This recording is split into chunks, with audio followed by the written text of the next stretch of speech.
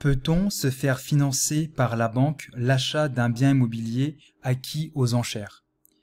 Dans cette vidéo, je vais répondre à cette question et je vais en profiter pour briser les idées reçues, comme quoi lorsqu'on participe à une vente aux enchères, on doit régler en cash si on est adjudicataire, c'est-à-dire si on remporte l'enchère.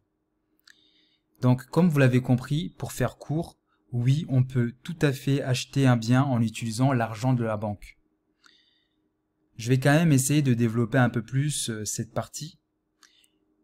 Donc, premièrement, lorsque on fait une vente aux enchères, on doit faire un point avec son banquier. C'est-à-dire qu'il faut prendre rendez-vous avec son conseiller, faire un peu de pédagogie, lui expliquer son projet et également le fonctionnement des ventes aux enchères. Je me suis rendu compte que très peu de banquiers connaissaient ce processus, qui est pour eux quelque chose de très risqué et d'assez obscur. Ensuite, il faut lui démontrer par des éléments factuels que votre investissement est rentable. Vous pouvez donner comme exemple que vous allez être en mesure d'acheter un bien avec une décote, c'est-à-dire un prix d'achat en dessous des prix du marché. Ça, c'est quelque chose que les banquiers comprennent. À l'issue de cet échange avec ton conseiller, essaye d'obtenir un accord de principe. Concrètement, qu'est-ce que c'est? C'est un document qui dit que la banque est prête à vous suivre pour vous financer à hauteur d'un certain montant que tu auras déterminé avec ton conseiller. Ensuite, quand tu as cet accord de principe, tu peux te lancer complètement dans la recherche de la bonne affaire dans les ventes aux enchères.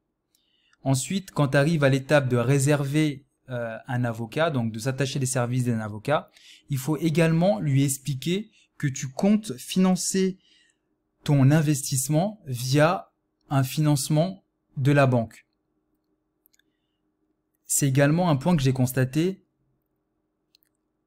La moitié des avocats que j'ai pu échanger avec eux ne connaissaient pas ce type de montage, c'est-à-dire des financements où la banque va financer la totalité des frais engagés, que ce soit le prix que tu vas payer lorsque tu remportes les ventes aux enchères, mais également les autres frais annexes, que ce soit les frais préalables, les frais liés à l'avocat, etc. Donc là aussi, il faut faire preuve de pédagogie, lui expliquer le montage. Normalement, les avocats comprennent assez vite le fonctionnement et le déroulement avec la banque.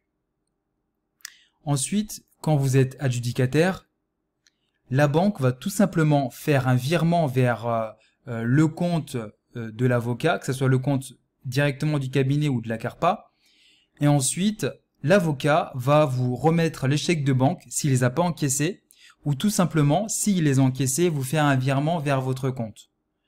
Donc, pour résumer, vous pouvez très bien vous faire financer votre projet d'investissement immobilier via les ventes aux enchères en utilisant l'argent de la banque.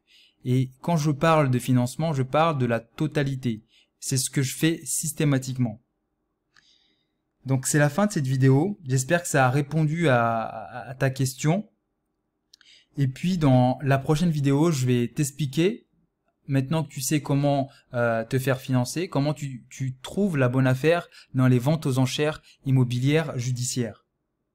Donc si le sujet t'intéresse, n'hésite pas à t'abonner, à liker cette vidéo et également à activer la petite cloche notification pour que tu puisses être averti de la prochaine vidéo.